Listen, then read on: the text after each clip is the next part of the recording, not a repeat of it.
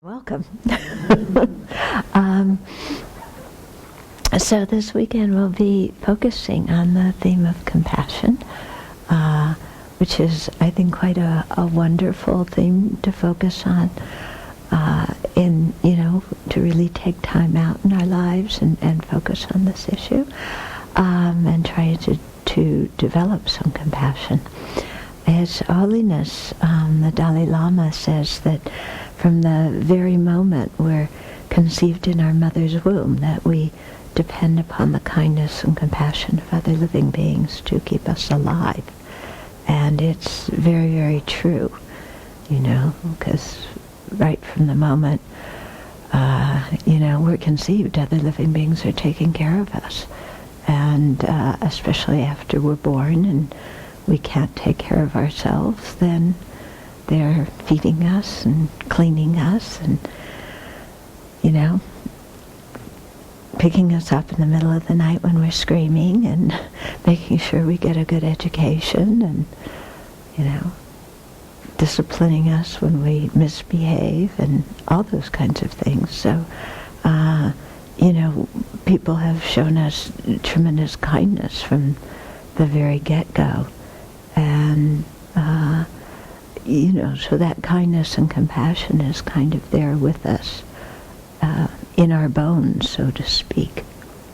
Yeah. I was thinking about this, they talk about Maslow's different gradations of needs and, and how kind of developing compassion would be at the top part, probably, more a spiritual, creative thing, and just our basic human needs are for food, clothing, shelter, medicine are at the bottom. But I was thinking about that, and even the need for food, clothing, shelter, and medicine, that all comes about through compassion. Yeah.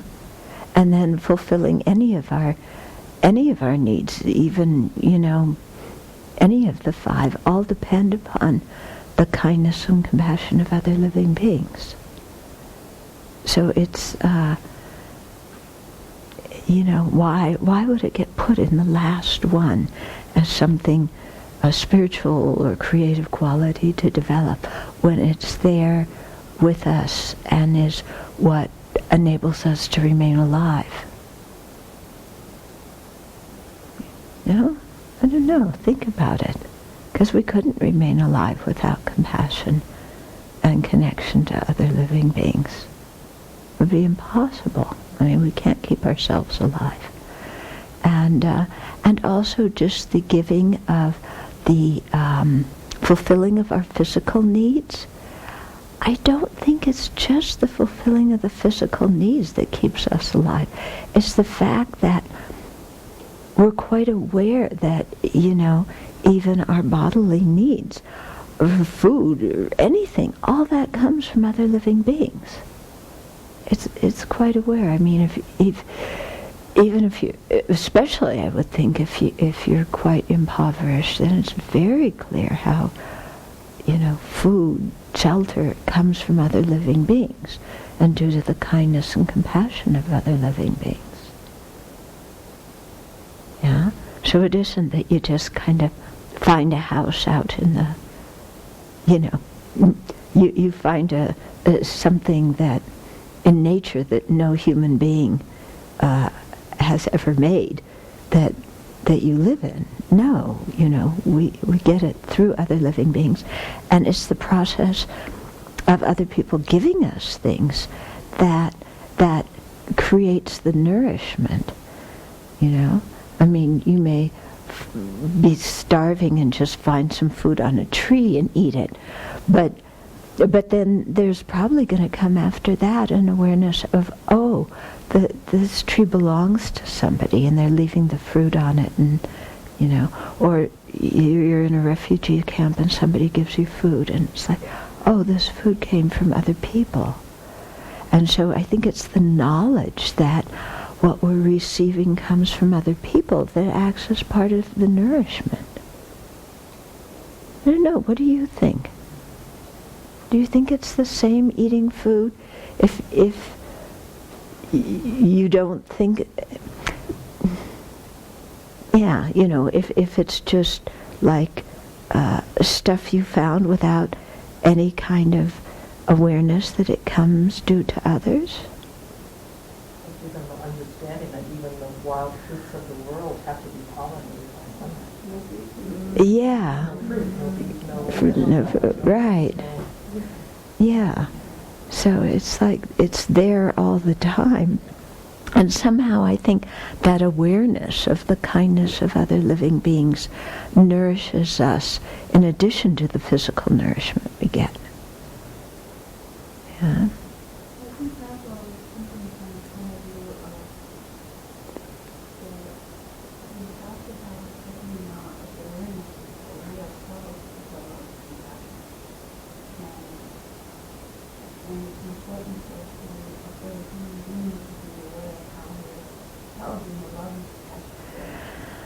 Well, I don't know.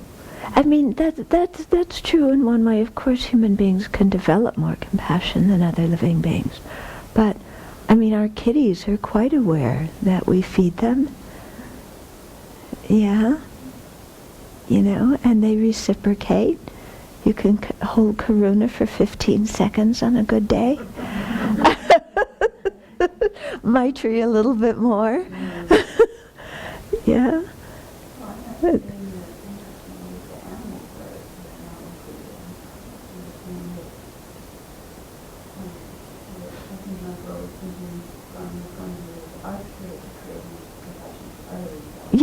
Yeah. Right, he is. He's thinking of that. But somehow I also think that when you experience compassion, very automatically you want to repay it. Yeah. So to develop some the great compassion we're talking about in Buddhism, okay, you have to have all these other things kind of taken care of first.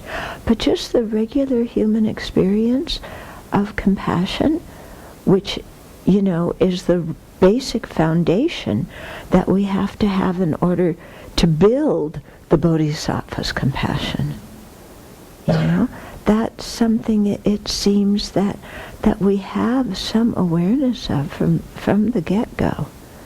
And when you receive, then you want to give. Yeah, I think nowadays a lot of this emphasis on self that we have in Western culture is tending to interfere with our awareness of other people's kindness. Because we become way too focused on ourselves. And, like, okay, they're giving me food, but is this the exact kind of food that I feel like eating right now? Well, no, I want this and that and the other thing. So that kind of self-centered mind really interferes with it. But I think, if we can get beyond that, there's this feeling of, we receive and we give. Hmm? And that's based on compassion, isn't it? Not wanting others to suffer. And on love, wanting others to have happiness and its causes. Yeah? So I think somehow, if we can get in touch with the basic compassion that we have and then build on that, it would be quite good. I think even when the scientists talk about mirror genes or mirror neurons or whatever, neurons, show how they say we can sense somebody else's suffering, and that's going to certainly aid in developing compassion. But equally, we should be able to sense somebody else's kindness and mirror that experience. Yeah? And since we receive so much kindness, then, there's some kind of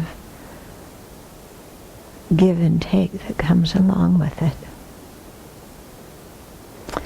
Anyway, we'll get into that some more. I just wanted to throw that out as an idea because I was thinking about it yesterday and today, and how does that fit in, just to who we are as human beings, because we're very, very social creatures. You know, we're not like, you know, flies or butterflies who, you know, or fish. You know, they lay their eggs and they get fertilized, and then I don't think the parents know the children, do they?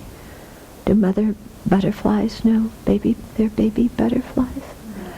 You know, I don't think so. Yeah. Although I wonder if they've determined that for sure. Yeah.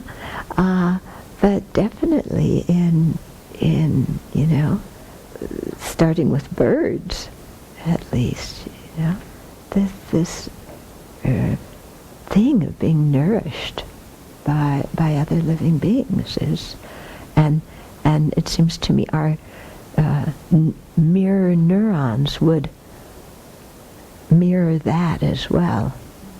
Yeah.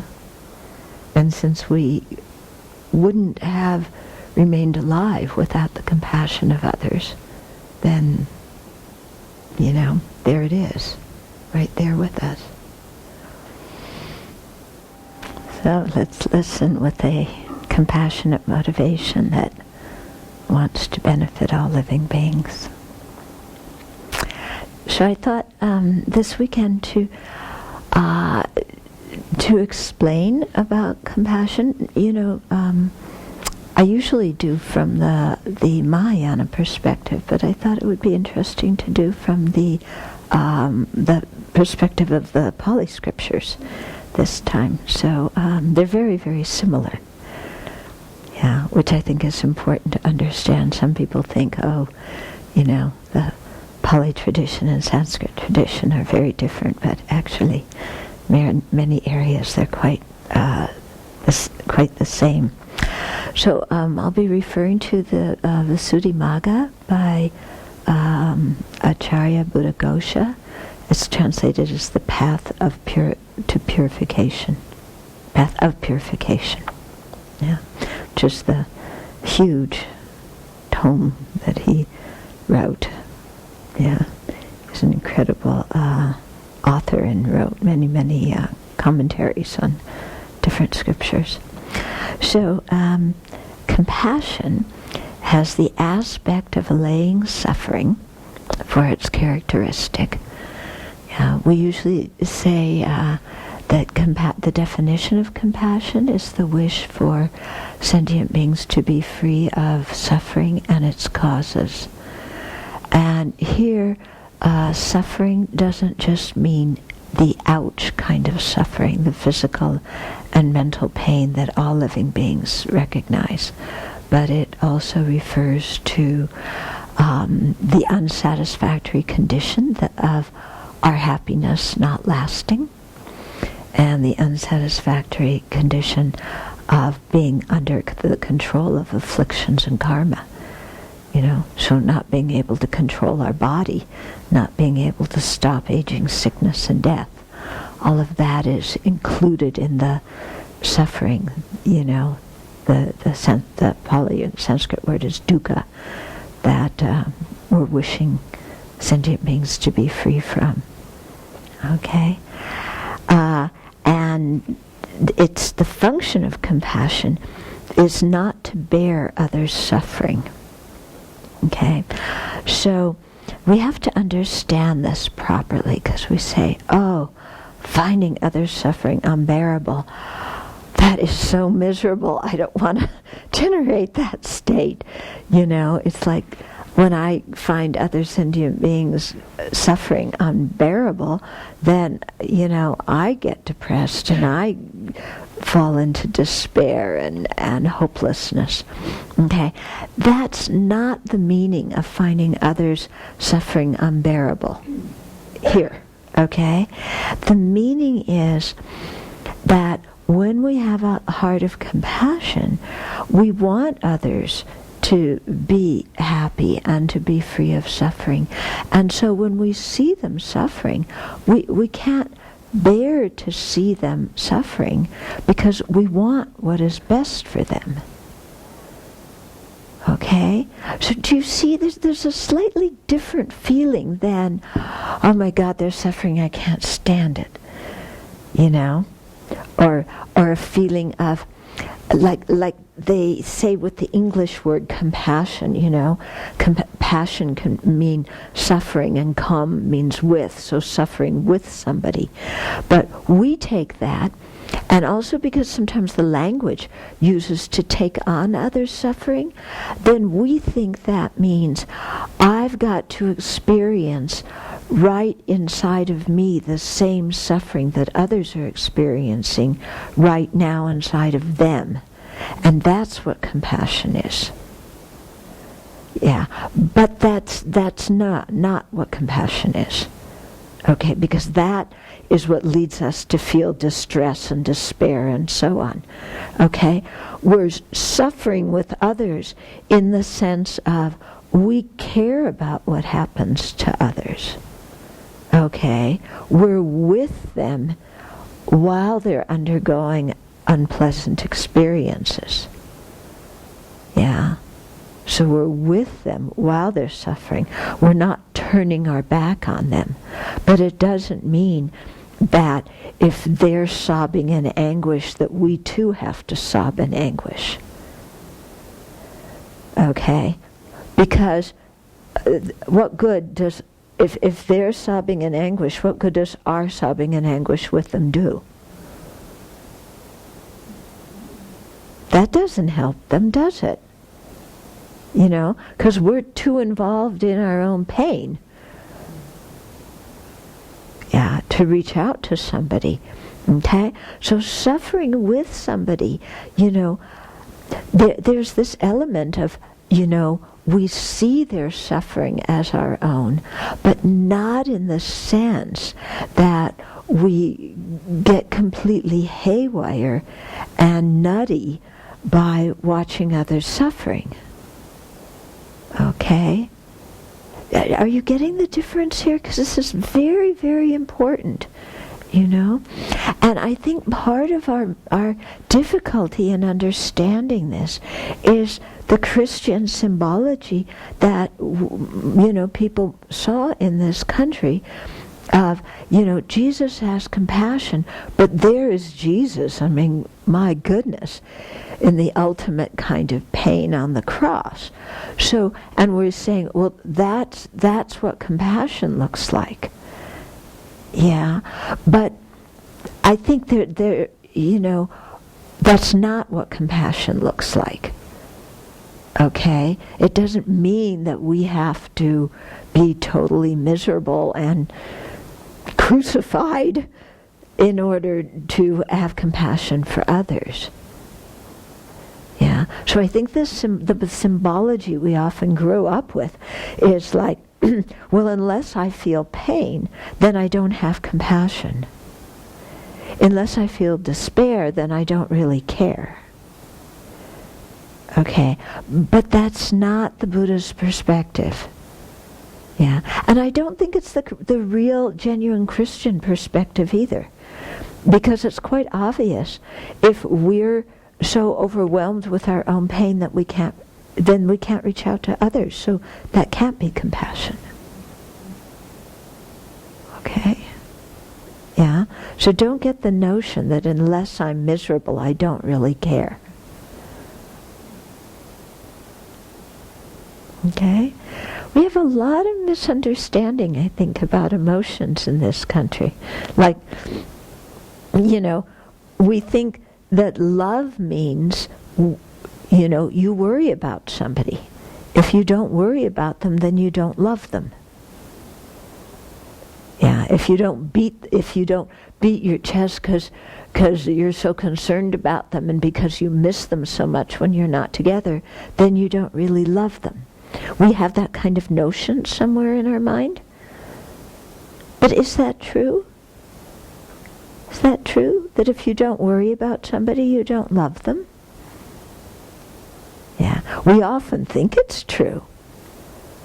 But, you know, let's examine what we believe. Yeah. And if you worry about somebody who who are you wrapped up in at that time? Yourself, aren't you? Yeah? So when we're worried and wrapped up in ourselves, how can we extend love, which is wanting somebody to have happiness in its causes? We're too spinning around, I'm so worried. Okay? And similar with missing somebody, unless I miss them, then I don't love them. But when we miss somebody, again, who is the most important one? I am. I miss you, And I only love you because I miss you. Well, wait a minute. That's pretty conditional love, isn't it? What about love that wants somebody just to have happiness in its causes simply because they exist? Not because they make us feel good, not because they do what we want, not because they approve of us. What happens, can we create the kind of love that simply wants somebody to be well and happy? And similar with compassion, can we have compassion for others, again, that wants them to be free of suffering without, putting the I in the middle of it as, I can't bear to see you suffer, I've got to do something. And then after we do something, look what I've done for you. Has anybody ever said that to you? I can't imagine who would. Look at everything I've done for you so that you don't suffer. Does that make you feel peaceful and loved and the recipient of kindness? No. Yeah. So similarly, when we have that attitude towards other people, look what I've done for you. You owe me something now. That's not compassion. Yeah. Or I waited all these years while you were doing all this horrible stuff. And now you finally realize what I've been suffering because I have so much compassion for you. You ever had somebody say that to you? Does that make you feel loved? No. Is that person's mind loving at that time? No, that person's mind is wrapped up in their own pain, So we have a lot of misconception about what love and compassion are. So that's why I'm talking about this at the beginnings, just so we can really start thinking, what does it mean? Because the kind of love and compassion we want to develop is the kind that is free from strings. Yeah, so often, our love has strings attached now. Our affection has strings attached. I love you because you're nice to me, because you praise me, because you smile at me with, a beautiful face, because you give me presents, because you remember my birthday, because you comfort me when I'm down. Yeah, because you stick up for me when other people criticize me, because, you agree with my ideas, because you're so kind to me and the other people I care. Those are a lot of strings. Because as soon as the person doesn't do those things, we stop loving them. Yeah? And have you ever noticed how our our relationships with others are like yo-yos? I love you, I hate you, I love you, I hate you, I don't care. We don't have the ability to just want somebody to be well on an even keel, because our mind puts so many strings in there, so many conditions. And as soon as the person doesn't fulfill those conditions, our feeling about them changes. No? And so somebody we had compassion for 1 year, we hate the next year. This year I want you to be free of suffering. Next year I want you to have suffering. Yeah.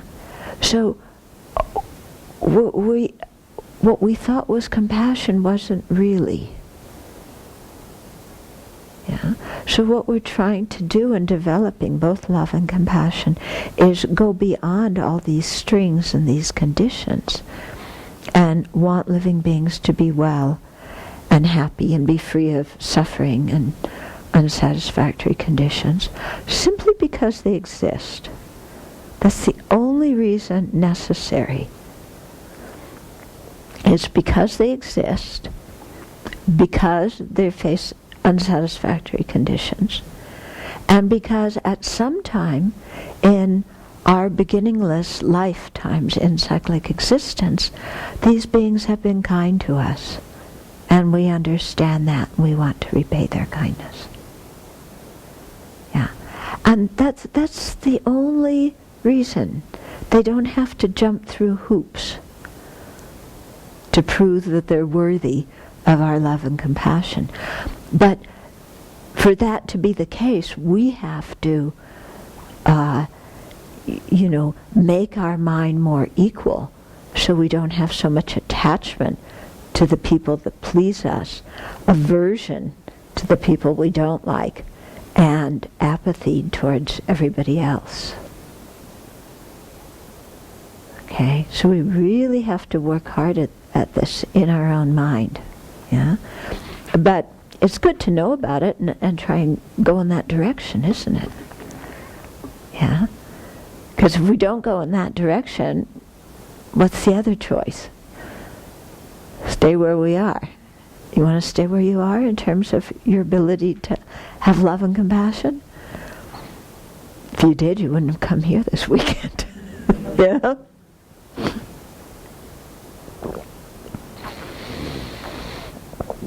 Okay, so, its function is not to bear others' suffering. Yeah. In other words, we can't stand others' suffering because it afflicts them, not because their suffering afflicts me. Because actually, in order to have the compassion that's steady, we have to have an extremely strong mind that is able to bear not only our own suffering, but able to bear seeing the misery of others. Yeah, so we need a lot of internal strength to have deep compassion. So compassion is not for wimps. Yeah, we usually think, oh, compassion, they're so sweet, they give me everything I want. All I have to do is whine a little bit, and they're so compassionate, they'll cave in and do whatever I want. That's what we think compassion is. That's, so the person having compassion is really a wimp, and as soon as you push them a little bit, they can't stand their ground, and they cave in and, oh, you're suffering because you can't have 15 candy bars today. I'll go out and get you the 15 candy bars. Just calm down, dear. That's not compassion. Okay? So we have to really think well about what this is about and have the ability to endure suffering, our own and others. Because it's not going to vanish. As long as we and others are under the influence of ignorance, anger, and attachment, and our actions, karma, our polluted actions, then misery is going to occur. That's it. Yeah. If we lived in a perfect world, we wouldn't need to have compassion because nobody would be suffering and have unsatisfactory conditions. Okay? So we're living in an imperfect world, so compassion is important. So we have to be able to bear the imperfections of the world and the misery of the world. It's another thing we have to spend some time on in our spiritual practices, is making our mind strong. Yeah, making our mind strong. So no matter what is going on, we can think clearly and make good decisions. Yeah, because we may have the wish for somebody not to suffer, but if we don't have a strong mind and a clear mind and some wisdom, we won't be able to bring that wish to fruition. And instead, we may, do things with a good intention that actually bring about more suffering. Hmm?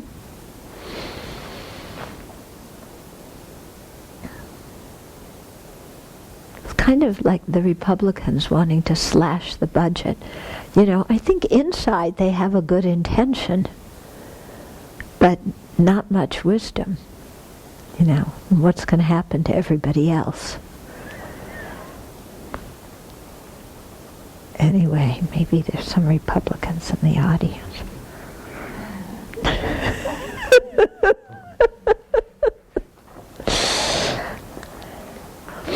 Okay, compassion manifests as non-cruelty and non-violence. Okay, so this is, the non-violence is ahimsa in Sanskrit. This is what Gandhiji promoted, non-violence, non-cruelty. So when you have compassion, your relationships with others are never motivated by the wish for them to have some suffering. Yeah. Whereas when normally we may have some good motivation but also some bad motivation, or we may have some bad motivation that we kind of blame on the other person. Like, like you have a family member who's doing something that is just going to bring them suffering, and you try and give them good advice, and they completely ignore you and do the opposite. Anybody have this happen? Yeah? And then how do we usually respond when this happens? I could wring their neck. Don't they realize that they're self-sabotaging? And then they're going to be in a miserable state, and I'm going to have to go in and do something, because I love this idiot who happens to be my relation. Is that a good state of mind for us to have? No. Yeah, that's a miserable state of mind, isn't it? Doesn't help us, doesn't help the other. Okay, but it's very easy to be irritated and annoyed and frustrated and aggravated with people who are suffering when we can look at their situation and say, but it's so easy, just do this and you won't have this problem anymore. Yeah, and we're even so kind that we tell them, and then they don't listen.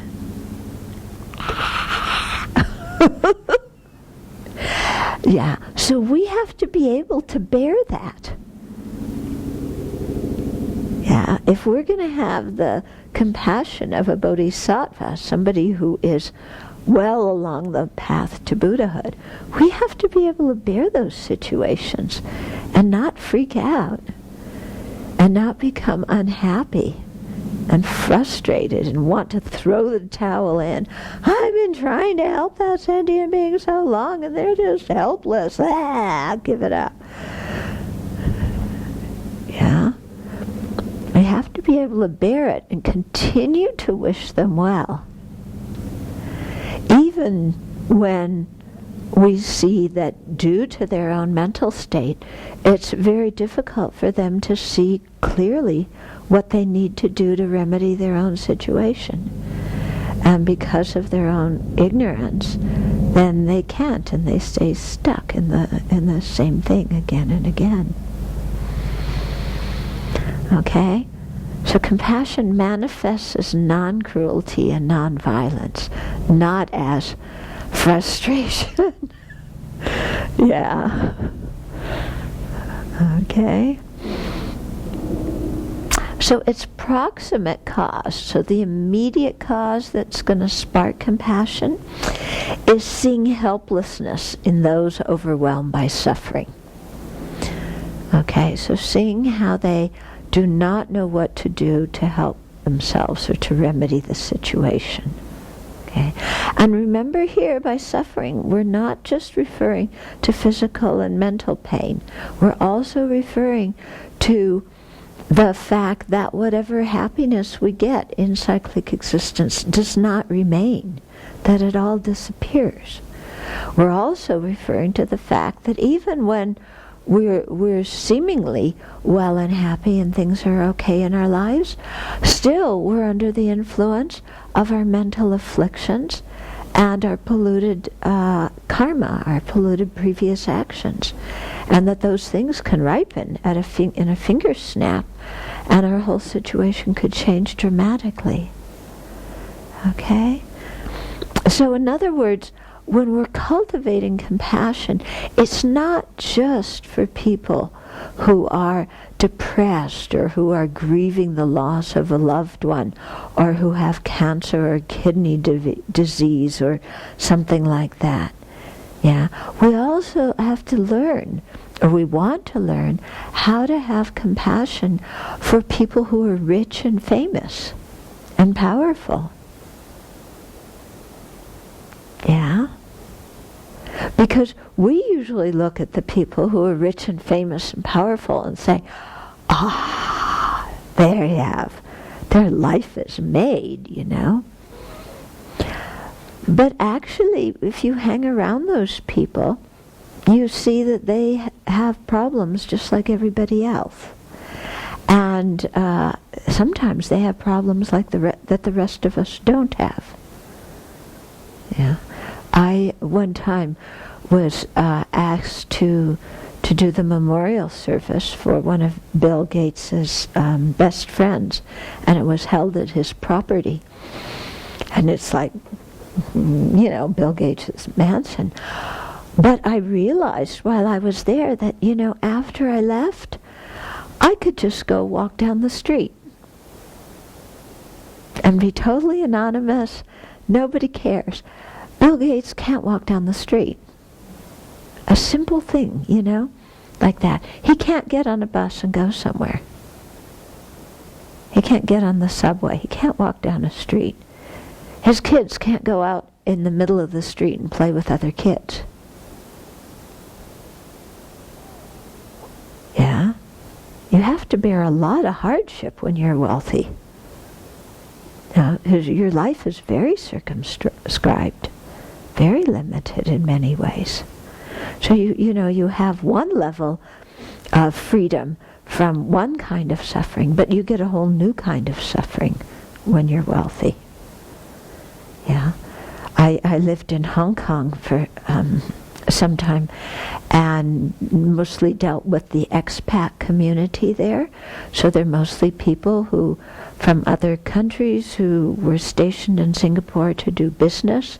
So they lived in the nice part of Singapore. They were very wealthy and so on. But the rate of substance abuse in those families was amazing. You know, so much substance abuse. Very rich, but very disgruntled and bored. Yeah. And the kids from those families very often, you know, were involved in drugs too, or the kids felt unloved because their parents were never around to take care of them because they were working so hard or being socialites. So there's a whole different level of suffering sometime among the wealthy that we don't often realize. Now The suffering among the poor we can understand, but the suffering among the wealthy is a different level. So sometimes it's harder to have compassion for them, and yet we have to.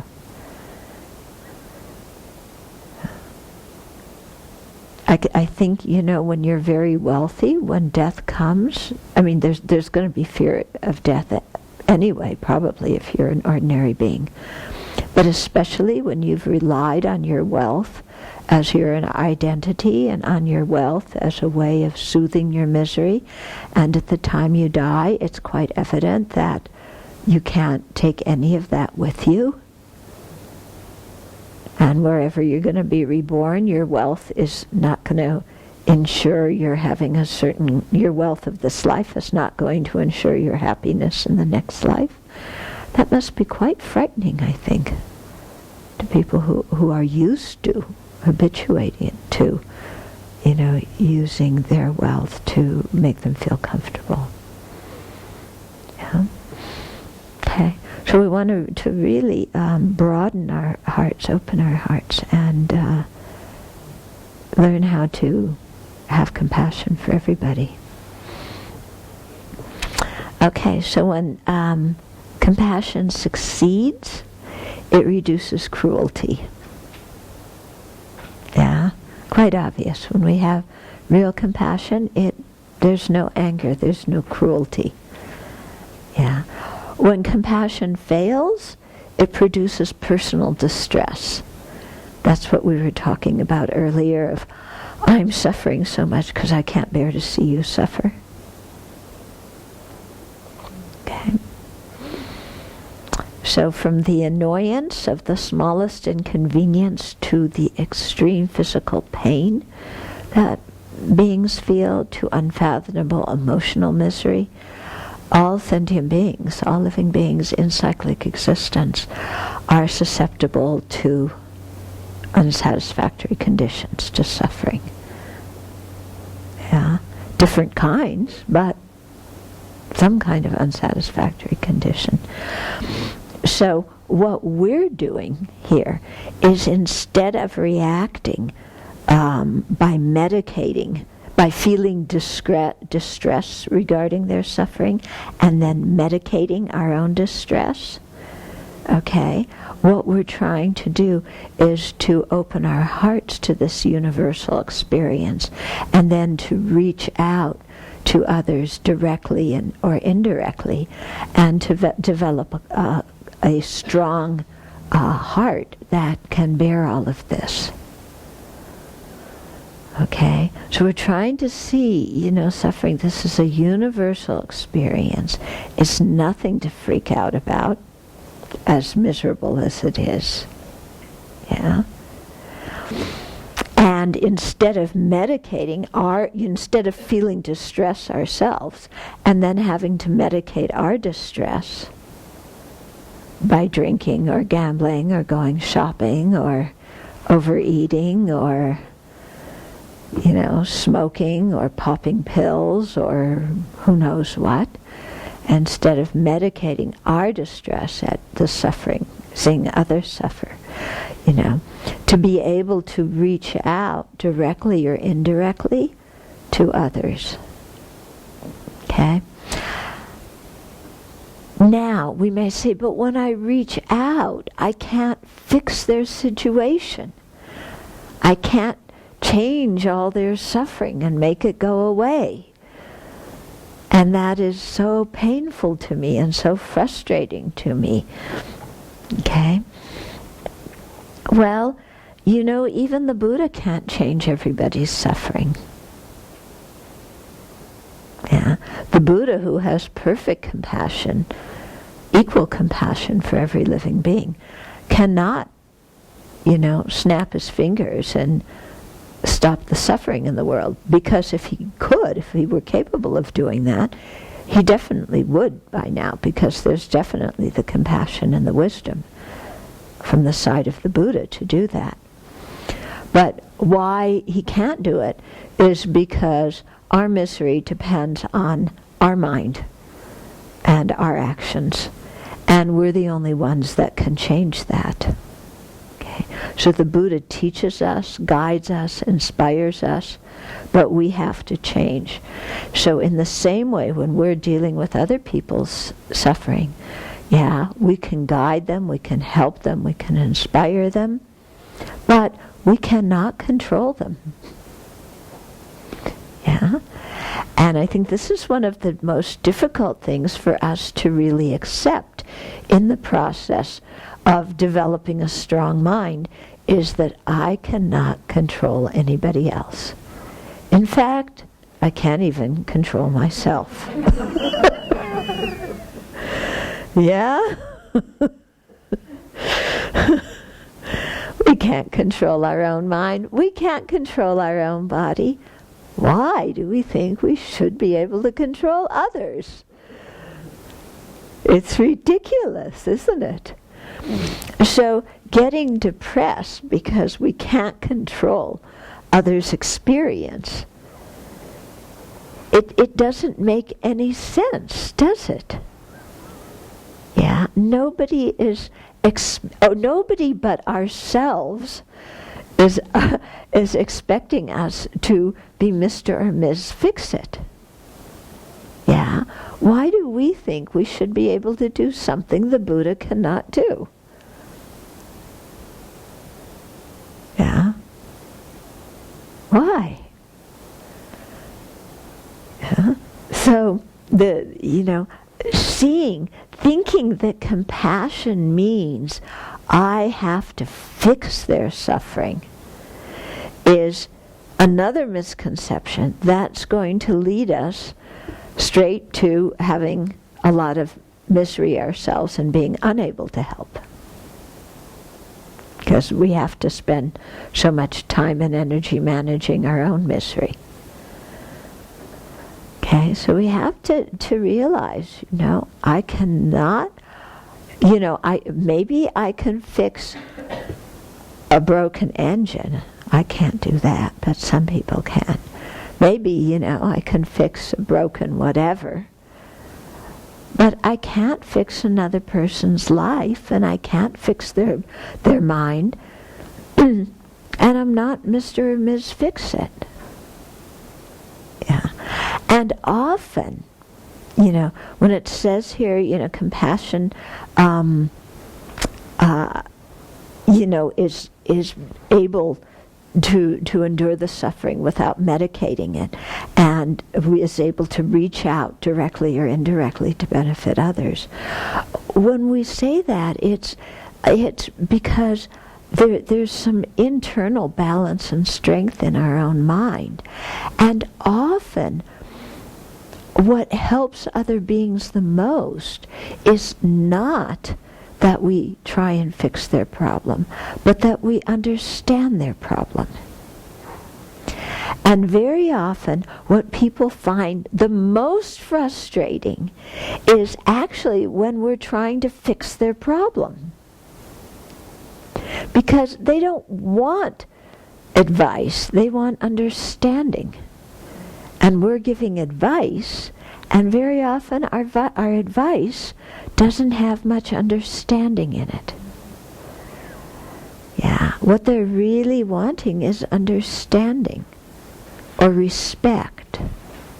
There's a lot that we can give to people without fixing their obvious problem.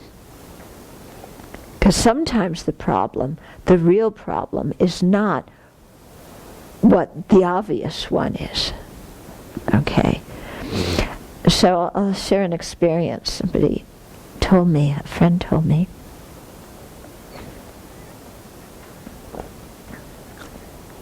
when we see somebody on the street panhandling, our immediate feeling is, wow, their problem is that they're hungry. Or we rush to, their problem is that they're drunk, or they're taking drugs, or they're criminals, or they're, we give a whole bunch of other very derogatory labels to these people. But at least on the surface it looks like, okay, maybe their problem is that they're hungry. Yeah, but I don't know, how often do you think that they're hungry, and how often do you think, maybe they're just trying to hustle some money for alcohol and drugs? I don't know. Anyway, okay. Superficial, it looks like they're hungry. So, I had a friend who was in Berkeley one time, and we had been talking about generosity in Dharma class.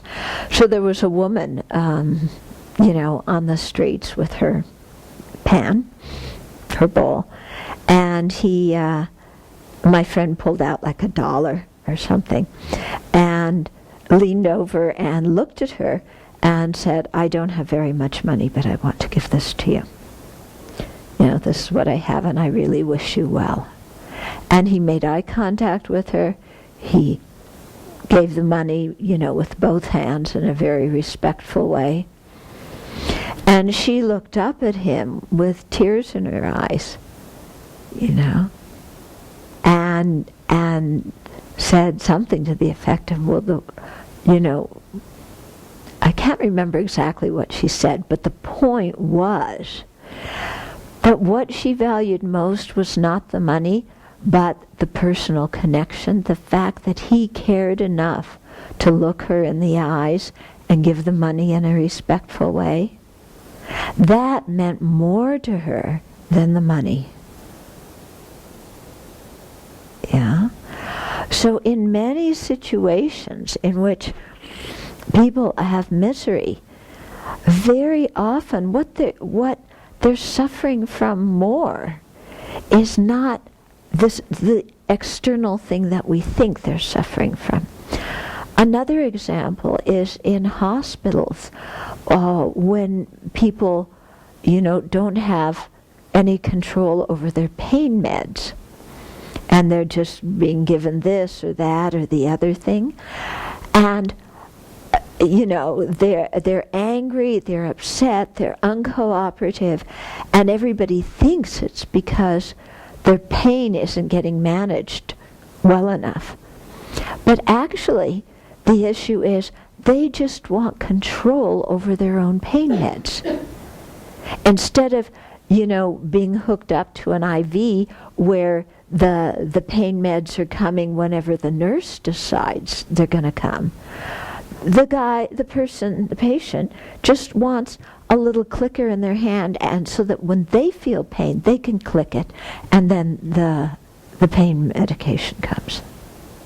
And often having that power themselves, somebody tuning into, this person wants some control over their own lives. Yeah, and giving them that is actually what soothes the whole situation. You don't really need to change the pain meds.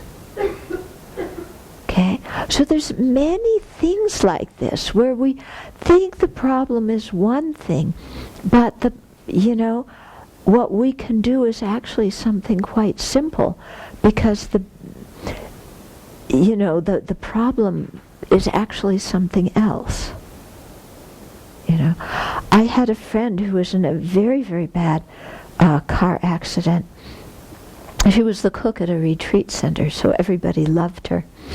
And her mother came up to Seattle to help take care of her, because she was in the hospital for a really long time. But all these people were coming to see her. And the mother, at a certain point, was like getting really irritable at all these people coming to see her daughter, and just kind of walking in the room and everything. And another friend of mine who was a hospice nurse said, the thing that the mother wants probably is not so much that she wants all these people to go away so she has more time with her daughter, because anyway her daughter was unconscious at the time. But what she wants, or what she needs, is to be recognized as the person who's closest to Susan. That's what she's really needing. So if all the friends who come to visit just acknowledge you're her mother. You're the one who's closest. You're the special one. You know, may we ask you, can we come see her? Then the mother would probably chill out. And that's what happened. Yeah. So, you know, it's so interesting how sometimes what somebody is needing is respect or acknowledgement or a little bit of autonomy. Yeah. But we misinterpret the situation, and in our attempt to be Ms. or Ms. Fix-It, and give them something else that actually makes them more antagonistic and more miserable. Okay? So I think really enacting our compassion takes a great deal of sensitivity. You know, and a lot of times it's really trial and error, and we're going to make some mistakes in trying to figure out what we can do. Yeah. Then there's some situations in which we can't do anything anyway. Person lives on the other side of the world, or we don't know them, or whatever. So there, rather than just say, well, I can't do anything, so I'm just going to, you know, tune out and become apathetic, then there's a practice called the taking and giving meditation, in which we are aware of others' suffering, you know, and imagine taking it on and giving them our happiness. And if we do this meditation, then we stay connected to these people at a heart level. And so we may not directly be able to benefit them, but we maintain a connection, and we give them some indirect benefit. Because I think there really is some, you know, indirect benefit for when, you know, we do the taking and giving meditation, when we make dedication prayers for somebody. You know, there's some kind of benefit they receive that's outside of the ordinary channels. Yeah. But then we also benefit through being able to maintain that heart connection and care for somebody.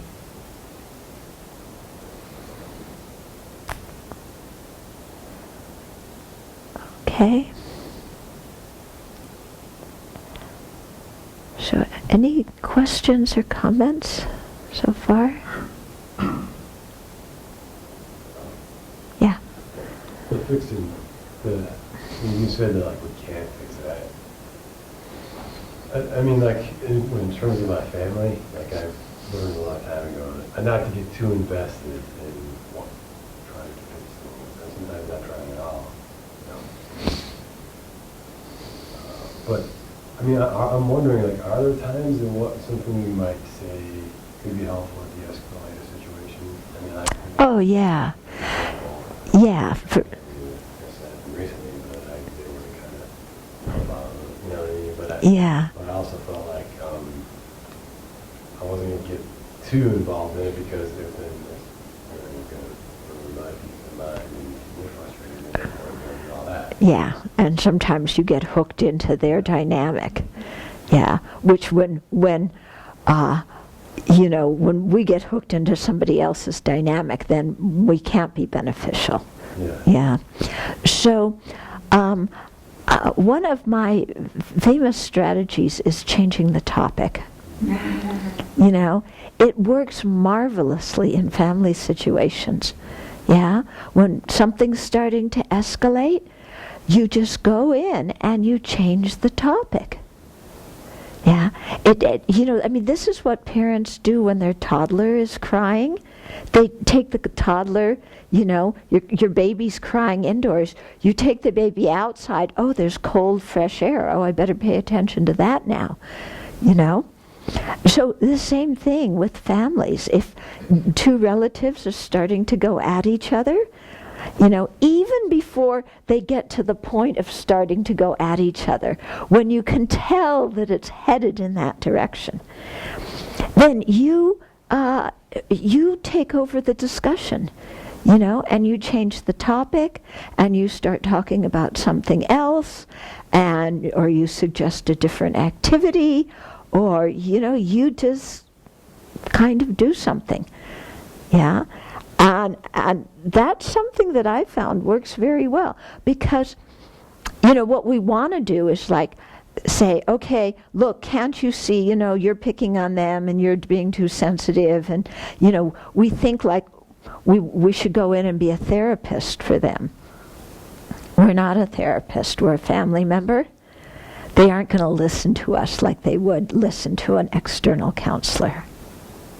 Yeah, maybe if they went to somebody who's unrelated to them, they might be able to hear some things. But sometimes we just aren't the right person to give them feedback because we're too close to the situation. Okay? So in those kinds of times, the best thing to do is, I find anyway, is just steer the whole thing in another direction. Yeah.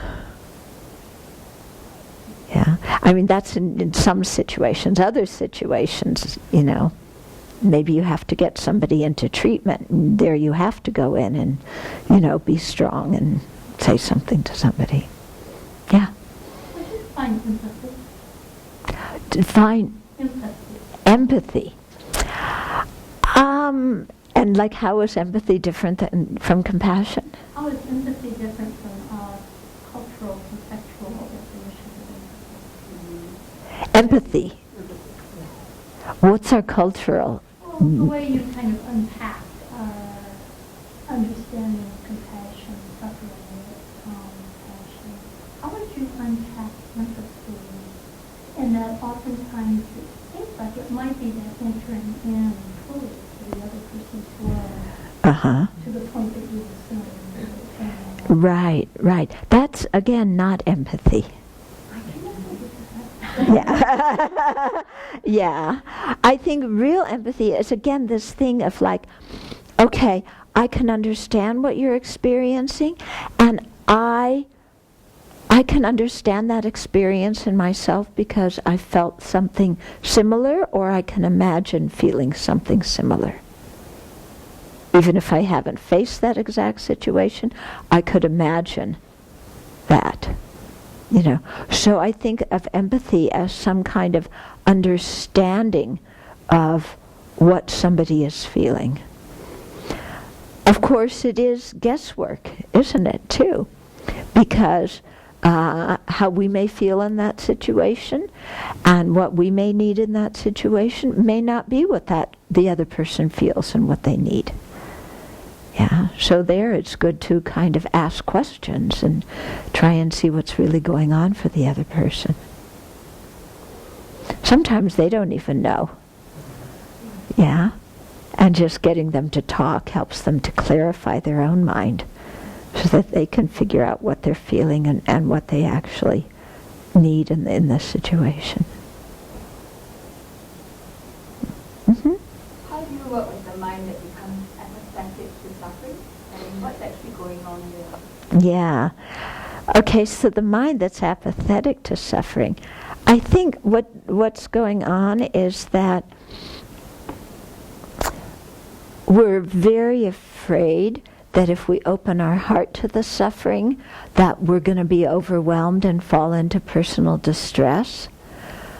So we're so afraid of being overwhelmed that we kind of put up a mental wall, and it's like, well, that's them, and as long as it doesn't happen to me, it's okay.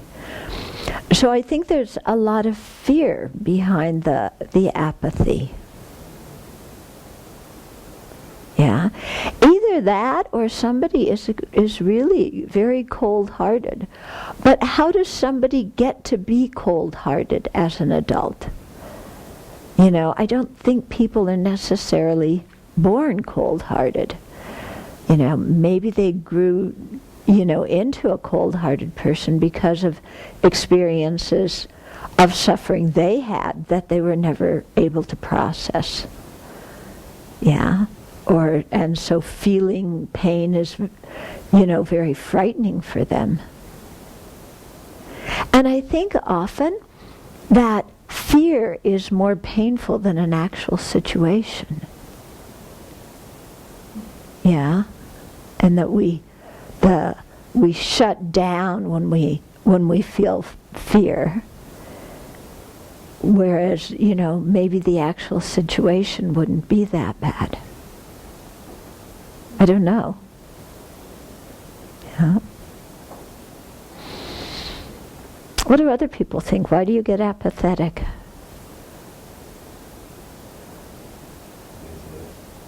Laziness? I don't even want to give that to mental energy right now. I got so much else I got to deal with. Okay, yeah. Okay, so I have all my own problems. Yeah. And of course my problems are very important and, the national catastrophe of the day. So I have to spend energy on my problems and I don't have any left over for them. I wonder if the breath of the soul of suffering that you can catch little glimpses of on the life, they should still be and so much, and so detailed, with these images. There's just a part of it that they think about. Mm-hmm. It truly is. Yeah. Overwhelming without even entering into it. Yeah. Yeah. And there we have to say, how is there a difference between how we feel now and let's say how people felt a couple of thousand years ago, where suffering is just as evident to the senses. Well, a few thousand years ago, if people were sick or dying, it didn't get hidden, Somebody was sick or dying right in your own home, right in front of your house, in front of your nose. Now we kind of sanitize a lot of suffering. So in that way, we're less exposed to suffering. But in another way, because of technology, we're more exposed to suffering. Because we hear about suffering, all around the world.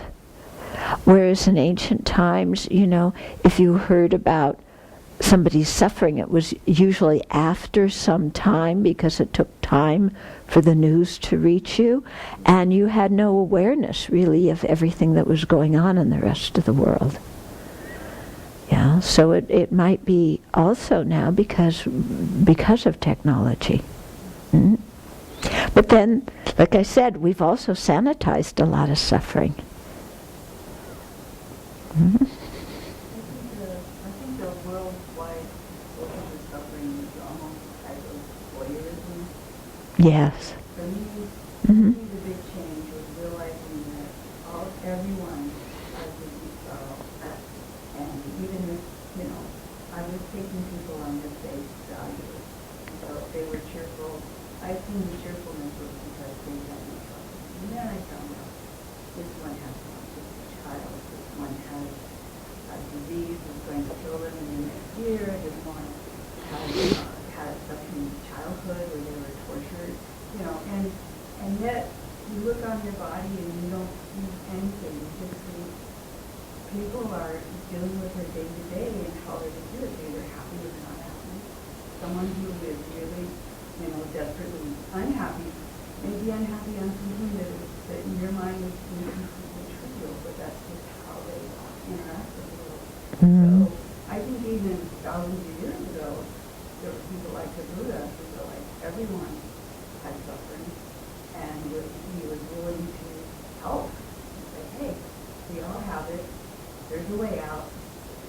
Here's what you have to do. Mm-hmm. And there's just, in the same way, there are people who are just overwhelmed by this technology. Yeah.